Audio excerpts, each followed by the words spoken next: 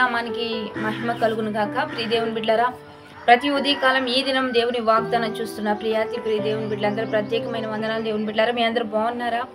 ప్రతి ఉదయకాలం దేవాతి దేవుడే మనతో మాట్లాడుతూ మనల్ని ధైర్యపరుస్తూ ప్రోత్సహిస్తూ బలపరుస్తూ దీవెనకరంగా ముందుకు నడిపిస్తూ ఉండగా ఈ దినము దేవుడు మనతో ఏం మాట్లాడబోతున్నాడు చూద్దాం. పరిశుద్ధ లేఖన గ్రంథంలోంచి కీర్తనలు 145 దావీదు కీర్తన 16వ వచనం చదువుకుందాం. నీవు నీ గుప్పెలు విప్పి ప్రతి జీవి కోరికను తృప్తిపరచుచున్నావు. ఇక్కడ దేవాతి దేవుడు మనతో మాట్లాడుతున్నాడు. దేవుని బిడ్డలారా, ఈరోజు దేవుడిస్తున్న బలమైన వాక్ ఏంటంటే ఆయనే తన గుప్పెలు విప్పి ప్రతి జీవి కోరికను తీరుస్తానని వాగ్దానం చేస్తున్నాడు.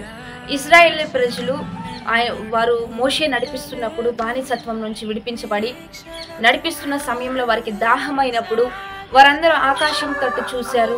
దేవా, వర్షం లేదు, మాకు తాగడానికి నీరు కావాలి, సహాయం చేయమన్నప్పుడు అక్కడ దేవాతి దేవుడు బండ నుంచి వారికి తాగడానికి నీరు ఇస్తాడు, మంచి జలములు ఇస్తాడు.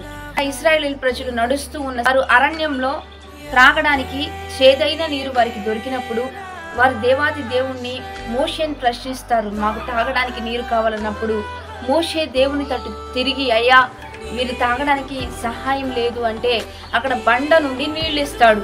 అంటే దేవాతి దేవుడు తప్పనిసరిగా తన గుప్పెలు విప్పి నీకు సహాయం చేయగలడు.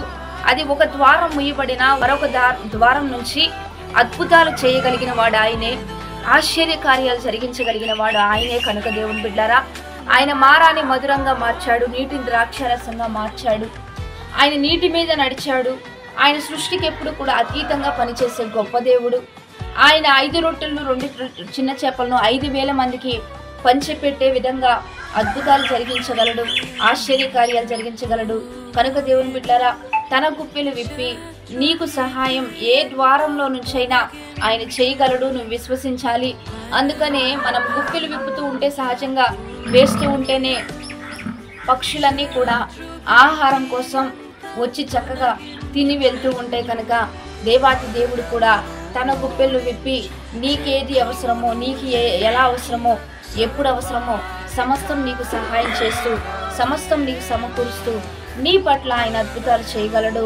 ఆయన మాట ఎప్పుడు నిరార్థకం కానేరదు, తప్పక నెరవేరుస్తాడు. తప్పక నీ పట్ల తన గొప్ప కార్యాలు జరిగిస్తాడు. వాగ్దానాన్ని బట్టి ప్రార్థన చేద్దాం. పరిశుద్ధుడా, మహోన్నతుడ, గొప్ప దేవ, ఈ దినము ఎంతమంది ఈ వాగ్దానం చూస్తున్నారో ఈ వాక్ వచనాలు బిడ్డల పట్ల రూఢీపరచయ్యా.